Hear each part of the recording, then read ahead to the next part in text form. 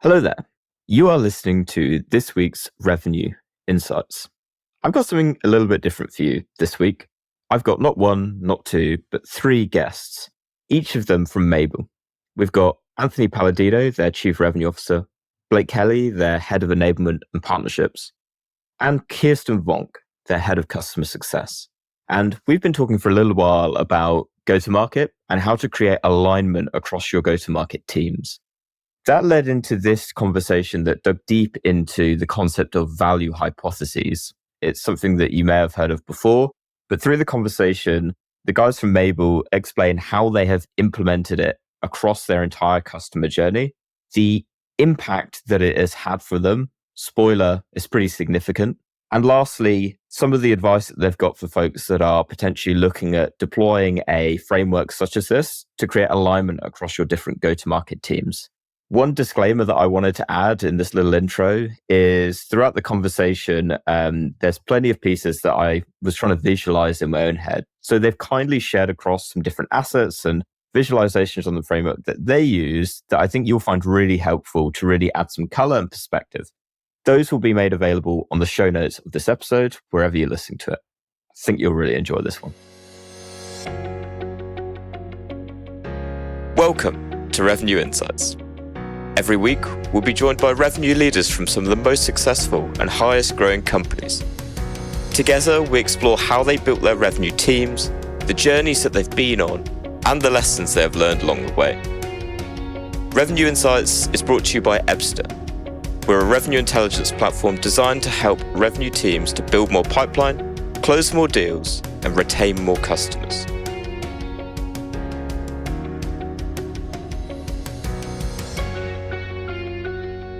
Hello. Welcome, everyone. Anthony, Blake, Kirsten, lovely to have you on. First, for anyone listening that haven't come across you before, I'd love to hear let's try and keep it under 60 seconds per person, as there's three of you. What is your story and how have you got to where you are today? Yeah, happy to start. So I started off coming out of school actually selling printers at a company called Transact Technologies, and this was back in 2012. So I was initially a sales specialist over there, got promoted into outside sales as I kind of understood the printing space wasn't necessarily going too far from at least the sight line that I had. I wanted to get into the software side of the house. And I made my trek up to Boston here, started working at an SDR agency that outsourced SDRs. And then from there, found a more concrete full-time role in account management and sort of worked my way up through handful of different companies over the past 10 years and eventually landed myself here at Mabl owning the enablement side of the house. So I transitioned from sales over into enablement. I made that transition about 3 years ago and it's been a great one. Kirsten? I can go next. I graduated from Quinnipiac University and started my career in a wildly different space as a mental health counselor. So with a psychology background, I was doing that for a bit and quickly recognized that it wasn't quite the right fit for me. And I wanted to find something that still had a really human aspect, but was a bit different in how I connected with folks. I connected with a mentor of mine that was at a company with a really excellent sales training program. Worked there for several years as an account executive, really getting myself into a sales space, and then made my foray into the SaaS technical world at Datadog. Again, was really trying to find a company that had a strong education program, a strong professional development program for someone coming into the space. And that's something Datadog is really known well for, is their technical training and the way that they train their sales reps. So I was there for an account executive for a period of time before making my transition into customer success. I loved being an account executive, but found my skill set really more aligning with the long-term strategy that you can provide customers. I wanted to get a little bit away from the transactional aspect of mid-market sales work and have been in customer success ever since. Spent some time at VMware as a customer success manager prior to coming to Mabl, where I was an enterprise customer success manager and was recently promoted into the head of customer success role. So myself also have a bit of a background across the go-to-market space. I'm really passionate about seeing this alignment between customer success and account executives just from my personal journey and seeing how well these two aspects of a business can collaborate and work together is something that really gets me excited. So Amazing. Congrats on the promotion. Thank you. Last but absolutely not least, Anthony. Thanks, Lee. Good to see you, buddy. Thanks for having us today. Yeah, I actually started out of college in banking at a pretty large company at the time called MBNA America. pretty quickly realized that being part of a 20,000 person company was probably not where I was going to have the most fun and impact, but transitioned to technology and was fortunate to have been with a bunch of different technology companies, but really had a lot of fun at Blade Logic and part of John McMahon's leadership team, and then at BMC. And I went to Splunk pre-IPO, ran Americas for about $1 billion, and been involved with some other companies before coming here to Mabl. So in leading go-to-market teams. So having a lot of fun and great to be here today and catching up on some pretty cool topics we think that are unique. Absolutely. And thank you so much for coming on. And you said it there. What we're going to talk about today is go-to-market and go-to-market more generally. And I'm excited to dig into because you, by the sounds of it, have quite a unique and interesting approach to go-to-market. And so to start our conversation today, Anthony, I want to come to you first. As CRO, you're kind of heading up the vision for what the go-to-market is and the focus. So can you just give a bit of context for how you approach go-to-market and what is unique about your approach? Yeah. I think we at Mabl, I think we're pretty fortunate. We're in low-code test automation. We're in a great spot in that the market has a significant need for what we do. We're automating a process that takes this long and costs this much into making it like this and like this. So we've got a great technology. We've got hundreds of pretty amazing customers across the world, Fortune 500, startups, everything in between. But we have a great technology. We think we have some great people. But the question is, how do we engage in a way so customers can say, that is pretty cool. We do like those folks. So our focus is on having conversations that customers can walk into and say, super credible, super high value. And this is a problem that's worth solving for us. So we're trying to focus on sharing our vision, getting the customer to be in a position to say, this is going to be one of the most valuable investments, if not the most valuable investment that we make across our entire technology organization.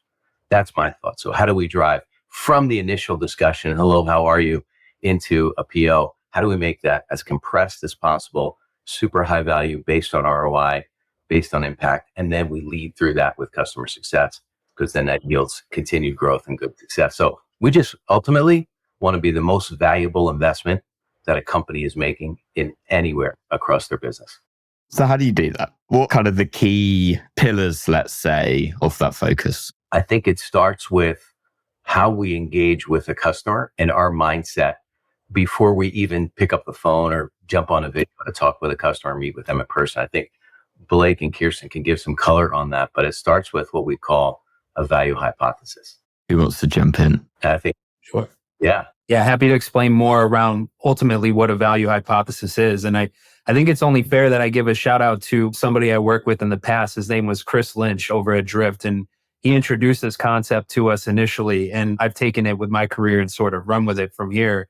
And it's really was an aha moment in learning how to employ a value hypothesis, how to use one, and how it helps achieve some of the things that Anthony's talking about around building credibility upfront, making sure that we're driving a good consultative engagement with our customers. So a value hypothesis, if we look at the definition that we've pulled together on it, what we call value hypothesis, or how we define it, is it's a thoughtful, research-backed estimate around the value that Mabl can provide our customers and prospects at a business level, team level, and or individual level. So there's a lot to break down in that definition, but ultimately what it is, it's our ability as a go-to-market team, as reps and CSMs, to go in, do some thorough research on these customers or prospects that we're working with, and come to the call when we meet with them with a perspective, what we think we can do or how we can provide them value specifically. And I can continue on here, Lee. I don't know if I should just keep it rolling or you jump in with questions, but I think there's so much to dig into here. And I suppose where probably for me to understand it better, but also for the audience to understand it better, is can perhaps Blake and Kirsten talk me through kind of end to end what that looks like? So I understand, for example, where does the research come into it? And what does that look like from each stage of the customer journey? Because we're not only talking about pre-sales, right? This is actually extending into customer success, which I'm super intrigued around, because my approach, and I'm sure many people listening to this will have a very traditional point of view, which is you're getting that information off the back of a discovery call and asking questions. So before we dig too much deeper, I'd love to hear kind of what that looks like end to end for Mabl. Yeah, absolutely. I can talk about the pre-sales aspect of it. And then Kirsten, maybe you can jump in and share how your team uses it. But from the pre-sale side, let's say we're meeting with a customer for the first time, or a prospect for the first time, I should say. We know maybe a couple of things about them. Maybe they filled out a form on the website. They want to have a trial. They want some pricing, or maybe it's cold outreach. But in those situations where somebody's reaching out to us on the website and has an expectation of what they're going to get from the call when they jump on, whether it's pricing, whether it's a demo, whatever it may be, we have to take an opportunity to make sure that we can help navigate that conversation. We're not just jumping on, showing a demo, and then closing out the meeting, right? We want to make sure that we show up again with a perspective. So what we're doing is we're going on things like job postings. We're looking at 10K reports. We're looking at LinkedIn. We're looking at any previous engagements that maybe they had with us anywhere in our marketing material, right? Or maybe there was an open opportunity previously that we can tap on. We're looking at the individuals that are joining the call and maybe some of the things that they care about. If you look on LinkedIn, you'll get a pretty good sense of what folks care about and if they're using certain technologies, which is valuable to us, right? One of the things that we do is we help replace open source testing models because they take a lot of time to maintain. They take a lot of time to develop tests. So if we know that they're using one of those before we go into the conversation, it gives us a really good thread to pull on when we get in. So when we're chatting with a customer and they say, hey, came on, want to get a demo, want to get some pricing, great, we'll absolutely get to that. Before we jump in, we actually have some research and some stuff that we've looked up on your account. And I want to share with you a little bit around how I think we can provide you value, right? If that's okay with you, we can jump in. If not, right? So you start off the call with the upfront contract, insert the value hypothesis. And then from there, you're either going to be right or wrong. It's a hypothesis, right? And most times you're going to be wrong, to be completely honest. You might be half right. You might be 75% right, but it's rare that somebody nails it 100%. And that's perfectly okay, because what it means is it gives the customer an opportunity to correct you, to say, hey, you have a couple of these things right. Great research, by the way. Is there, maybe you missed the trick here or there, or there was something that you didn't have quite right, and it's actually this instead. And that's just, the tenor of that conversation is just so much different than if you go in without that type of information, without that thought out hypothesis of what they care about. And you get to a point where you're just going down a line of questioning, doing discovery, doing something canned. And that doesn't help build the energy that Anthony was talking about earlier. It actually sucks the energy out of people in a lot of instances, right? So we're looking to combat that with this kind of framework. That's it on the pre-sale side. And Kirsten has some situations where it's really valuable on the post-sale side as well. Yeah, and to talk through some of that on the customer success side of things, I think the most important piece is that, there's a little bit of a conception that once someone becomes a customer, you stop selling. That's certainly not the case, right? We actually want to be providing value and living in this world of value hypothesis and value delivery for the entirety of the customer journey. So it's really important to us at Mabl that we have this pervasive experience for our customers, that doesn't stop on the day that they sign the contract. So one of the most important ways that we see CSMs applying this is, first of all, just carrying over the original value hypothesis at time of kickoff with the customer. Right? We're taking the learnings from the account executive and using that as a way to inform the way we onboard the customer. Every one of our customers receives a customized onboarding experience, and understanding that value hypothesis and the problem statement that it led to gives the CSMs a lot of context about what should I be prioritizing when I come onto this call with the customer, not having to rediscover at time of kickoff because I have a great understanding of that problem statement, and the content that I've created is with that in mind. Some of the other really big ways that we see CSMs doing this is within quarterly business reviews or executive business reviews. These are the alignment calls that our CSMs are doing with our customers to show what is the value we've delivered over time, and aligning with the executives that they work with on now what do we focus on going forward if we've either achieved or not achieved what we've set out to do at this time.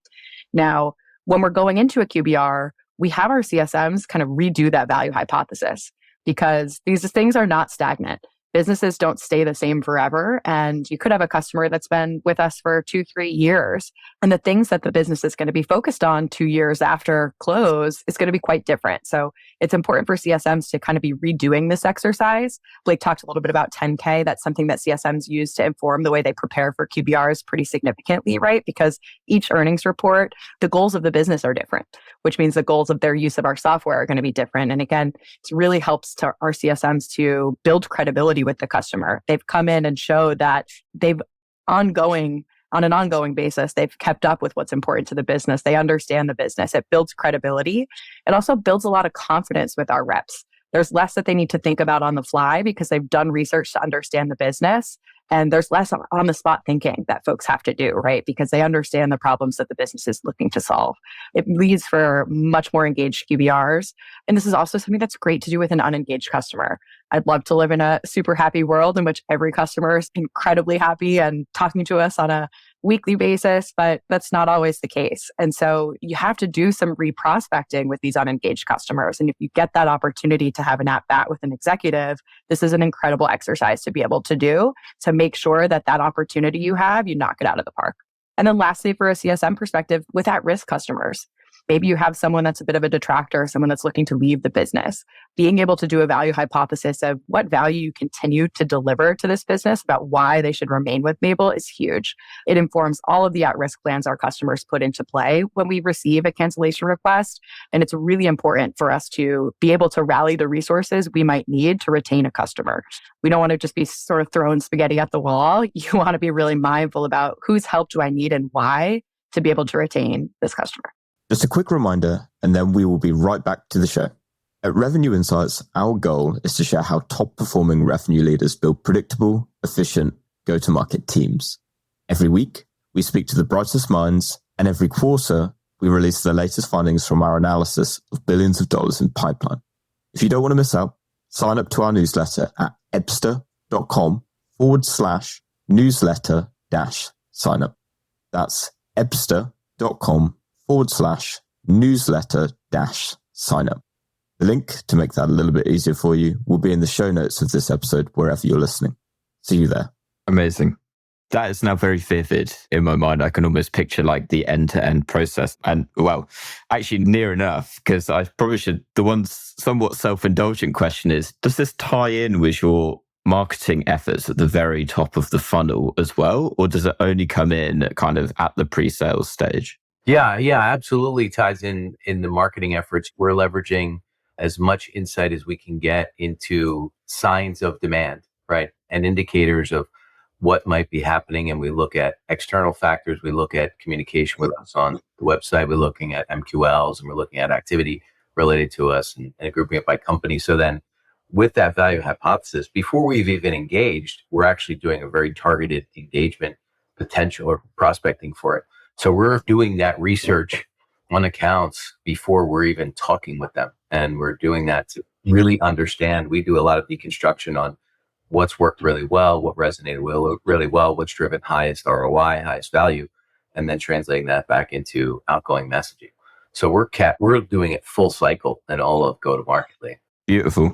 And so much of this to me feels like it, I guess the success of it almost maybe, no, I was going to say lives or dies, but that might be a little bit extreme, but it's so dependent on that research in the first place, right? Having quality data and insight from wherever you are gathering it from to really be able to inform not only the pre-sales process, but also when it gets into post-sales as well. So you kind of Blake, you gave an example of a number of different data sources that you're pulling into it. But question to each of you, which would you say is the most valuable data source that goes into the research that you're doing? Yeah. From my perspective, it's the LinkedIn profile usually has a lot of great stuff. Actually, I'll give you three just because it's hard to pick one. So all the good answers, Blake. Come on. Maybe. Yeah, hopefully I don't take away any from Kirsten and Anthony, but the LinkedIn profile, the job postings are also very helpful for us because if we can see, all right, this customer's ramping up in their QA, they're ramping up in their development, it gives us a little bit of sense as to some stuff that they might be working on that we can help out with. And then the final piece that I'll throw out there is what are their executives saying? And you can find that out through LinkedIn, right? So it's kind of that answer, but executives will also post stuff online. Maybe they've done a podcast like this. Maybe they've done a presentation at an event somewhere, and they're sharing in a lot of instances what their strategic initiatives are, right? So we can then take those sound bites and that information and use it to craft our messaging. So hopefully I didn't steal any. I'm also going to copy Blake and give a couple because I find it really difficult to narrow it down to just one as well. So really big ones from us on the customer side are going to be how are our customers interacting with our platform? So using a tool that we leverage called Pendo, we're able to see on a click level, how do folks interact with our tool, which can be a great indicator of what problems are they trying to solve with Mabl. You can learn quite a lot from that, how are customers actually interacting with us. And one that's a little bit different, but we get some really interesting information from. When we think about Mabl's a testing automation tool, right? So if someone is not testing their application or website, that means the end user is having a poor experience. So put yourself in the shoes. Maybe you're trying to book something online. You're using Ticketmaster, you're trying to buy Taylor Swift tickets, and the site is crashing. What's your immediate inclination? To go on Twitter and light that company up. We can find a lot of great information on what are people saying about the businesses that we work with? What's their experience been? Because if they're experiencing poor end user experience, a poor time using this company's application, they're going to talk about it. And that's going to really inform how Mabl can help them.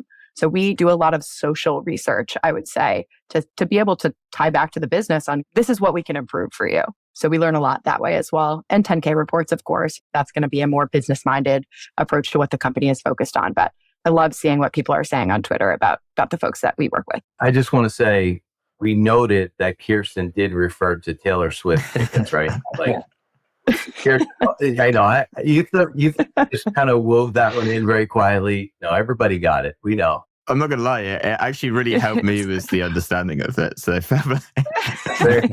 we've all been there, right? Trying to get Taylor Swift tickets. Right. Right. And think about how Ticketmaster was in the news. No, I was going to share, I have a little bit of a different perspective on it, Lee, too. A couple things. One, when you think about a hypothesis is not a definitive answer. It's looking at a couple of different data points and then basing on judgment, drawing some type of conclusion, right? So what I think is really, really important as a go-to-market team when we're engaging with a customer on that hypothesis, and I have another point on the hypothesis I wanted to share, but is that we have a really good understanding of where our technology has driven value for other companies. Because if we're bringing in some customer examples of the impact we've had in another place, our hypothesis can be, hey, you have a similar environment, this many users, similar application profile, or similar number of developers, whatever the case might be. Hey, we've worked with a similar company, similar industry, similar size, similar scale, similar use case from what we've been able to see. Here's the impact we've driven there. Here's where we think this impact might be able to be similar for you. So that understanding, focusing a lot on what the product can do, impact of the product, the actual customer use case. And we're very fortunate. We're driving like 80% improvement and ROIs that are happening within 3-4 months type of thing. So we've got a lot of that. And Blake and Kirsten lead their teams in a way where people are really making sure we're super mindful of that. I think that's a critical component, because what's interesting too about this hypothesis, just to kind of digress on this a little bit, the concept of doing external research and learning about a company is not new. That's years ago. We taught things about value pyramids and the great concept to get an understanding. The challenge with those things is that they're all about the customer impact, focused on growing your market share, you're focused on competitive advantage and reducing cost. Great. The issue is the translation of what they're trying to do to your technology. Our value hypothesis takes that another layer, multiple layers deeper into saying, based on all these things, based on our technology, here's the translation of it. And when you have a hypothesis, as Blake has shared earlier, it's very easy to then, I think of open-ended questions versus multiple choice. There's a time for open-ended questions, but it's not early discovery. Like, that's just insulting to customers, right? Well, if you had a magic wand, oh my gosh, I had hair when I first started hearing that question. I think that's what caused me to lose my hair, that question itself, right? Because it's just insulting. You haven't done your research. But if you come in and say, hey, based on your understanding, these are the couple things that I think might be super relevant for you, very easy to edit. It's much easier to edit a paper than it is to write one. I know this because my son is giving me all his papers to edit all the time. Sometimes it's more writing. That's a little bit hard. But that's very easy to edit something, right? And then we're bringing that to the customer. It's kind of a little bit of a sigh of relief, because they're coming in and saying, no, let me direct you in the right way. It's also showing some vulnerability, right? To say, hey, we don't know if we're 100% right, 20% right, but the goal is not being right. The goal is making sure we're aligned with you. So it's a different showing other customers that may be similar that's where I think we really gain some good credibility. And that's all honest stuff, right? Those are metrics, those are facts, those are stories, they're customer specific, they're posted on our website. So I think it's a really nice and actually really valid digression in many ways, because I think so often in my own experience, there isn't necessarily the alignment in terms of, now if I put my marketer's hat on, in terms of our messaging from one end of the customer journey right the way through to the other end. And I think so often as well, I mean, you spoke to it that with kind of tailored messaging and personalized messaging, there's something that people have been trying to do for quite a while. But how often is that personalized messaging something along the lines of, "Hi, Anthony, I saw that you're a CRO at this company," or it's, I saw that you wrote this thing on LinkedIn." And that's where the giving a damn kind of ends, right? That the personalization ends at that point. And it's like, well, you kind of you put about 10% of the effort in to be able to, you've probably used some kind of sales engagement software to insert that bit, and then you've sent this out to 100 different people. I would imagine that it's a completely different conversation where it's like, we've actually put time and effort into trying to understand you. And as a human, and I guess as a buyer, that's a completely different experience, which is, I can see the effort that these guys are going into. Okay, they're actually kind of half the way off and they misinterpreted my LinkedIn post. I was actually being really sarcastic at the time, whatever it might be. And I can picture quite clearly in my mind how that turns into a very different conversation, because it's all about collaboration. And I think you said it, Blake, earlier. It's more like a consultative approach, which is certainly something that has come up quite a lot over the last 6 months. And that's what folks are really trying to achieve. And I suppose as a buyer, it's probably very nice to see. We're actually having to try to identify not only what it is, the challenges that you've got, but matching it together with a solution of how we might solve that. So, for example, so you can finally get your Taylor Swift tickets, for example. So I know you guys sell into enterprise primarily, but do you think that the value hypothesis is relevant to companies selling into mid-market and commercial? If so, why? Yeah, it's relevant to anybody selling anything, in my opinion. I mean, to a degree, right? Any B2B sales where you have a moment to actually do some research before your customer meeting, this would be valuable. There's no question around it. And I think the reason is that it differentiates you, right? There's a couple of things it does that we didn't get an opportunity to talk about, but I think one of the things is it differentiates you in your approach. On a competing podcast with yours, maybe I heard the other day that a CIO was talking about, this is a CIO at a major bank, by the way, right? He was talking about how often reps would get in front of him and give them a canned sales pitch. And he would almost just cut the conversation immediately because he's like, I've heard all this before. You're telling me about my industry. I already know about my industry. I'm paid to know about my industry. Tell me what I don't know. Long story short with that is that if you are one of the few reps who is actually spending time to build up a hypothesis and actually deliver value and actually care enough to pull this together and share something that they can do something with, or something that teaches them something, you're going to be putting yourself in a competitive advantage. So that's why I think it's applicable to any seller.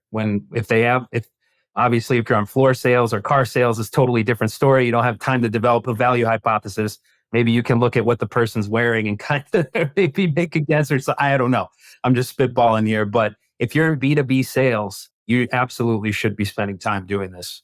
At a minimum, you should be doing it before every call at some level. And then for your really, really big opportunities where maybe you do have that economic buyer who's getting on the call, or you have that title that you've really been going after, like you should spend a good amount of time pulling the threads and figuring out where the value should live for them. So, and I think another aspect is just because the size or the band of business changes doesn't mean that business isn't having challenges that they're looking to solve, right? Like mid-market customers have as many challenges as enterprise customers. And the point is less about the size of the business and more about showing that you're a trusted advisor to them and that you're spending the time educating yourself about them as a company. And I don't think that alters based on the company's size.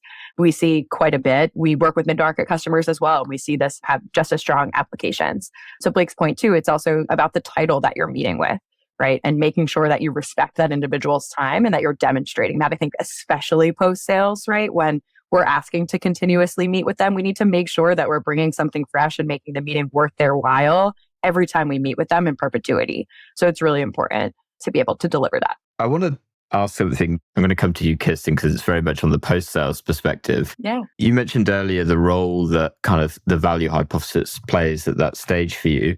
And so does that weave into the account plans that you have with your customers, or does it replace it? I would say it weaves into it. I think it informs it, right? So we would do both, right? The way that when we do the value hypothesis, sort of the next step that we do after that value hypothesis is it informs a problem statement, right? So we are based on that value hypothesis, we can assert that this is the challenge, the problem that this business is trying to solve. And then the account plan is really doing the same thing, right? We've come to this problem statement, and with this account plan, via this account plan, I'm looking to, as your partner and trusted advisor, get you to a place where you've achieved success against that problem statement. For customers in our space, it could be things, I referenced, but we'll go back to the Ticketmaster example, right? It's you want to have a really positive end user experience. You want to have no downtime. You want to have no escape bugs, et cetera, right? So then my account plan, now that I have that problem statement determined, right? Great customer experience. My account plan is going to be all activities that tie us back to solving that problem statement. So I think they kind of fit in together. I would say almost like this value hypothesis problem statement is the framework that our account plans are built on. Does it get refreshed when the account renews? I would say more frequently than that. I think we refresh our account plans, I would say more like on a quarterly basis, right? We have an executive business review with a customer, which we, especially with our larger enterprise businesses, are trying to deliver on a quarterly basis. The outcome of that meeting and what we've learned on that meeting because of the research we put into it is going to almost sometimes entirely change that account plan, right? Like we're going to come away with a new understanding of what the areas of focuses are going to be. So as long as we are having that meeting on a frequent basis, the account plan is changing just as frequently. Amazing. We've talked a lot on value hypotheses, and I feel like the impression I get is that it's running like a well-oiled machine currently. So what next? Are you kind of done iterating with value hypotheses? What I'm curious to know is, are you looking to develop that into other areas, or is there another kind of project that you're really passionate about that you're working on at the minute? It's a great question. I think the way I look at the value hypothesis and the way we can keep iterating on it, right, is there's this whole AI boom that we have out there right now gives us actually a lot of opportunities from a technology perspective to improve the way that we collect and develop our value hypothesis. So that's the next iteration of it in my mind. Like, how do we actually take the time that our reps are spending doing research a little bit out of their hands and have something that can help us provide a value hypothesis or provide the information we need to build one through leveraging a research tool or something like that. So that's my thought on the value hypothesis side. We're always working on other stuff though. So I don't know, Kirsten and Anthony might have some other commentary on that. Yeah, I think just sort of iterative nature is what additional content and things that we can deliver to customers as we continue to work on this is going to be our focus from the customer success side, right? I've talked a lot about executive business reviews, but maybe it's things like on-site workshops that we're able to deliver using some of our technical resources. How do we drive adoption using this problem statement? I think we have a lot of, are we delivering value and checking in on this on an ongoing basis? But now, like tactically, can we use value hypothesis to inform some of the things, like I said, workshops, onboarding sessions, training? Those are some areas that would be exciting to explore. Yeah. And if we take a step back, right, and think about our approach in go-to-market, our sales methodology, our approach, it's really what we call champion-based selling. And champion-based selling is all about identifying, building, and testing multiple champions throughout the entire life cycle and doing that as soon as possible and making sure we're doing a great job for people to emotionally and logically effectively fight for us when we're not there. So if you think about that overarching focus, and then you think about the mission statement that we have on go-to-market to make it the most effective and most valuable technology investment period, or even investment period, value hypothesis is where it starts. In the first engagement, we're putting together problem statements. The problem statements is a customer and Mabl defined way of articulating what problem we're going to solve now, why this is a critical problem, what happens if we don't do it. That came about after years of net thinking of CFO is what is the problem? So we're anticipating every dollar that gets spent needs to go to the CFO. And we're making sure we're articulating the problem to solve in the problem statement in a CFO ready way to consume. Like, so the CFO says, hey, I'm a little mad for two reasons. One, that I'm hearing about it now. And two, that you haven't solved it. Go fix it with Mabl. Like, so then you think about the problem statement, value hypothesis leading into problem statement. In this concept that we have on our go-to-market, we're driving what we call compelled energy in that first dialogue. And compelled energy is, we have a definition of it. I don't know if Blake wants to share it in a minute, but that's how where customers are leaving that conversation saying, this is a really important thing to fix now. This Mabl technology, hey, it's early. We had one meeting. If it does what I think, this is awesome. And I'm going to make an opportunity cost decision. We go spend time and really validate this fits for my environment. So value hypothesis, problem statement, driving compelled energy. And one of the other things we're focused on too, we do a lot of things with AI that are already embedded in our product with generative AI, expert systems, multiple types of machine learning. So we're bringing that to the forefront and making sure we're helping customers to understand how that can affect the problem that they're solving. So we're having some fun with it and building on all of these pieces are kind of interlinked, right? In terms of ultimately driving that experience that we're trying to drive on the customer side. So you think about what we do, what's next, it's all about iteratively building those new things. And we have new products we're offering, bringing them in and putting them through the same framework. So it's been pretty well received by the team. And we think our customers are good proof of it. What I like is it almost sounds like the value hypothesis almost operates as kind of like a steel beam in a house in many ways, right? That's the consistent piece that is really holding everything else together pretty much, right? And you're actually off that original piece is what you're building many other parts of the go-to-market process and the go-to-market strategy off the back of. So you mentioned around like champion selling. Champion selling. For example, would that mean the value hypothesis perhaps would be different based on different personas that you're testing as a champion? Absolutely. Yeah, I mean, the value hypothesis is very specific to the customer, to the problem that's being solved, and to that environment.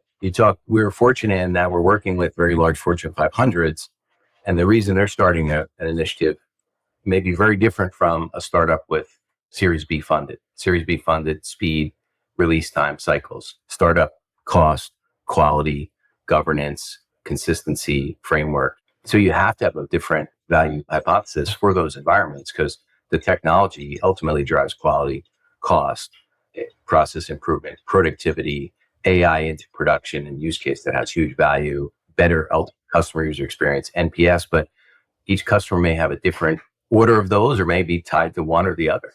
The other point, though, we mentioned earlier that I wanted to just call out was the word consultatively. So, and Blake had used it, but it was an implicit comment that I think is really, really important to know. So our sales process, by driving a value hypothesis and by building really good compelled energy and having a solid problem statement that the customer aligns with and they own internally, is what makes our process consultative. Okay. If you think about this, you think about the concept of a consultant. If you're a company bringing in a consultant, you make a decision about what problem you want to solve. And then you say, who am I going to get to give me the best insight, domain expertise, and cultural engagement, way of operating. Okay. But you're analyzing that, making a decision about when and if you want to engage in a consultative way. Okay. If you're approaching a customer, assuming that they're just going to be consultative with you and tell you all their problems because the first time meeting them off the street, that's never going to work. For us, in order to create a consultative way of engaging, we're putting a lot of work in on the front end so that then the process does become consultative. It becomes a two-way street. It becomes a really good and open dialogue. So I think that's an important thing to assume there is that we're not assuming that the customers made the decision to ask us to be a consultant with them. We have to earn that. That's where Blake was really digging in early on the credibility, and Kirsten was talking about maintaining and building that credibility throughout the entire life cycle of the subscription. And that's not something that's given, that's earned. So it's an older school way of thinking, solution selling. Hey, come in, just ask them a bunch of questions. They're going to love you because of the quality of questions. Absolute bullshit. Like maybe 10, 15, 20 years ago, not now. People are getting 60, 70%, 80% of their analysis done before they talk to you. Maybe even more because you can have an open trial. And people are very educated. Great, beautiful. We have to get educated too before we engage with them because they're already educated on us. So that consultation, that invitation to be consultative has to be earned. And that's what we're doing. Just a quick reminder, and then we will be right back to the show. At Revenue Insights, our goal is to share how top-performing revenue leaders build predictable, efficient go-to-market teams. Every week, we speak to the brightest minds, and every quarter, we release the latest findings from our analysis of billions of dollars in pipeline. If you don't want to miss out, sign up to our newsletter at ebster.com/newsletter-sign up. That's ebster.com/newsletter-sign up. The link to make that a little bit easier for you will be in the show notes of this episode, wherever you're listening. See you there. It's an excellent point, right? And from my perspective, an excellent point, because I think the word that was coming to my head was trust, and the trust that you are building up with a buyer, right? Even if they're coming in via like an inbound demo request and they're raising their hand saying, yeah, I want to see it. They're not necessarily like, yeah, I want to buy today, right? Particularly not in the enterprise space. And actually, that a traditional discovery process can very much mirror an interrogation at times. Often, as a seller, we think that comes from a good place because it's like, I'm trying to understand you so I can prescribe the best solution to you. But that's mismatch. Not necessarily always the case. I suppose there's always, as the buyer, it's always in the back of your mind of, well, I know why they're trying to help me. Right. And that's not necessarily the case for most sellers, right? There's that genuine desire to actually help to solve the challenges that they have. But it's building up, to your point, building up that trust between the two and showing like we are committed to this relationship, this partnership, to actually, we are showing that we are making the effort to actually build this out and actually solve the problem together. To kind of tie it back to some of the things we were talking about at the beginning when it comes to the more traditional style of discovery, right? When you are just asking lines of question, it puts the onus on them, more on them than on us to be a part of that partnership, right? All of the heavy lifting is on them telling you. When you take this approach, it makes it much more of a partnership activity. Absolutely. And Lee, when we're driving compelled energy, which is what we're trying to drive early on, if the customer draws a conclusion that this looks like it's a really great technology based on the ROI, the impact, the way that these guys are engaging, they're focused on problem-centered communication, then guess what? They're making a decision to say, I want to try to address this problem. Hey, Mabl, I need your help. That's a whole different type of discussion. That's a consultative discussion. And it's learning about their environment, but it's learning about their environment in the context of what we may know, what the product can do, and what they're saying with us. And then that becomes, your discovery is not discovery. Your discovery is communication around how we can facilitate this process in the fastest way with the highest impact. So just to comment on this, our point is not to do traditional understanding of the customer environment. We're doing that upfront on our own. We're validating that. But then that what might be traditional discovery of really digging into those questions. But from our approach, customers are giving us that input, and then we're clarifying things. If we've built a good value hypothesis and a problem statement driven compelled energy, then we have a different dialogue and we're clarifying points, we're having a discussion. To Kirsten's point, it's not an interrogation. We're sitting on the same side of the table thinking about, okay, here we're going to map out this process. And then we're collaborating. And that's a much better user experience, a much better customer experience, much better buying experience. And we think facilitates a much better relationship and successful partnership down the road. Since bringing it in, have you seen I suppose what I'm getting at is, have you seen a tangible impact? I think it's very hard to be able to say, yeah, we brought it in and if our win rate's 3x or our sales cycles are 50% shorter, whatever it may be. But have you been able to see that since getting it established and obviously getting everyone on board with it, a tangible upside off the back of it? I'll answer and then I'll let the team share an example or two. Shorter answer is absolutely. And I don't want to share too many specifics, but to give you a couple areas. Number one, sales cycle time. So we actually close quite a bit of business where we create it, open the opportunity, close the opportunity within quarters. Pretty unique because we're selling enterprise software, number one. Number two, average selling price. And we're not trying to jack up prices. We're not trying to overload customers because a lot of times we're doing multi-year transactions. You drive a really good value hypothesis, you drive a really strong problem statement, build good compelled energy, you build strong champions, multiple champions, your transaction gets broader, bigger, faster. And the ultimate net kind of lagging indicator is actual productivity of the team, where people are hitting their numbers. And that's a big thing we've been focused on. And again, I don't want to share specifics, but some of our actual attainment against quota is industry highest. That's exciting. That's exciting for the people, and that builds great culture. That builds great team. People are earning well. We're building good customer relationships. Customers are taking us to other parts of their companies or moving into new companies. So we've seen some pretty good net impact on it, and largely from leadership that Blake's been putting out and Kirsten's been putting out on a daily. Yeah, on the post-sale side, I would say it's been very impactful in our churn number, right? So we measure churn on a gross dollar retention rate metric. And since the input of these processes, we've seen our churn significantly reduce, right? And I think that's really tied back into some of the predominant churn reasons that we see. And these aren't specific to Mabl, these are industry-related churn reasons like champion turnover, right? You have your person leave the company.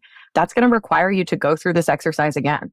And if you have a playbook like this at the ready for one of the most common churn reasons, like champion turnover, your ability to implement an effective action plan is much, much tighter. So we're really seeing a lot of positive impact in that area as a result. Amazing. I have one final question. I feel like there's probably a lot of people listening going, whoa, I want a slice of that pie. That sounds good. What would be the one piece, we can go round, what would be the one piece of advice you give to someone that's perhaps been inspired by this conversation and is interested in rolling out value hypotheses themselves? Yeah, I would say my bit of advice is take a look at what signals work best for your business and for your industry, right? I think there's some common ones. Looking at LinkedIn, looking at job postings, all that is really helpful. Maybe there are other metrics or other things that you have the ability to look at or monitor around what your customers are doing that could be specific more to you. And I'll give you an example of that, right? I used to work at a marketing company in a past life. And one of the things that we wanted to do was try to understand what technology that they were using from a marketing perspective. And we had a tool, I forget the name of it, but we were basically able to go on their website and see exactly what they were using for their marketing stack. That's not something that we can do here, but if that's something that is specific to that organization I was at, and maybe to other ones that are listening. So that would be one big piece of advice I have, is that you can get specific with this for your customers, for your industry, for your business. So I'll stop at that one. That's a great one. I think the one that I would share is when it comes to enablement and how we empower the reps within our organization, we do a lot of like call coaching and we have things like gold standard calls. So the piece of advice that I would have would be really share your success stories. Change in implementing a process can be challenging for folks at any number of times, but what I found really going through the implementation of this process is when you have that confidence that the research builds, we see our calls go incredibly well. And is there anything more intoxicating than really crushing a call and like getting on a call and the work that you've done has really created a great opportunity for you? And we saw that a lot when we did this. And it was just really cool to watch the reps get excited and kind of be fighting to be the one to share the gold standard call of like, oh, look how on point my value hypothesis was. Look how great this QBR went because of the work that I did. And if we spend the time sharing those successes across the organization, more and more folks want to start doing it and they want to start doing it well. So that would be my piece of advice here. Love that. I've got a couple things. Number one, if you're a customer-facing person, build your credibility, which means learning your product really well. It means learning your customer examples really well. Build your own credibility completely within your control. And your organization, your team should be there. You might have to search for some resource. You might have to seek people out, but get your shit together. Build your credibility, number one. Number two, do your homework. Be prepared. Once you have your own credibility, you know your own product, you know your own environment, understand the customer's environment, do the research, look for the little things. Blake and Kirsten talked about this. Look for the LinkedIn posts, look for what people are saying, look at all the sources you can. Get a feel for the company, right? Get a feel, but you have to do that homework. Number three, be confident once you have your credibility, once you've done your homework, but also be empathetic with the customer, with their environment, with what they're dealing with. They have a day job. You potentially can automate and save a lot of time in their day job, but being able to lift their head and focus on strategically where they're going to go, you have to be empathetic to them and be understanding of that. Don't waste their time. Like, understand they're running a shop. And you have to be empathetic to that. That actually helps build your credibility with the customer. The fourth thing is and all of these are all within your control. The fourth one is own it. Absolutely own it. Anything that happens, it's on your watch. You can drive this. We focus a lot on linearity, how much business you can close within the quarter. And we have expectations month one, month two, month three. That doesn't happen because the customer says, I'm only going to wait till the end of the quarter. That happens when you let it happen. So you have to drive that and you can own that. All these things are all within your control. So if you're a go-to-market person, build your credibility, do your homework, have that confidence, be empathetic about it, and then own it. It's all within your control, you know? Sage advice all round. I don't think I've ever had so many people, whenever I ask, please name one thing, name quite so many things afterwards. However, I do. Sorry, it was worth it. We're great at following directions. You follow your own process absolutely seamlessly, but not this. That's all good. Guys, thank you so much for coming on and sharing your experience and teaching us a little bit more about value hypotheses. For one final sign off for each of you, if for anyone that's listening, that's perhaps they might have specific questions, maybe on the pre-sale side, post-sale side, on the overarching go-to-market side, one last time, go round. Where can they find you? Is there any way that they can contact you? Yeah, great question. I mean, you can find me on LinkedIn. I'm more than happy to chat around this stuff with anybody who's willing. So you can find me there. I can share over my URL to you, Lee, if it's something that comes up as part of this when you share out the episode, but LinkedIn for me. I've already found you. It will be in the show notes below by the time anyone is listening to this. And I'll plus one that LinkedIn is definitely the best place to reach me as well. Kirsten Vonck at Mabl. So if you could hyperlink mine too, would love to hear from folks. Absolutely. Yeah, for sure. We're LinkedIn's great. We love talking shop. We love sharing what we've learned and learning more, right? So we're always happy to roll up sleeves with folks in the industry for sure. Brilliant. Guys, thank you so much again. And to everyone that's listened this week, we shall catch you next week. Thanks, Lee. Thanks for listening to Revenue Insights. If you want to learn more, subscribe to our newsletter and we'll deliver every episode straight to your inbox. If you have any questions, feel free to connect with us on LinkedIn. Our links will be in the episode notes. See you next week.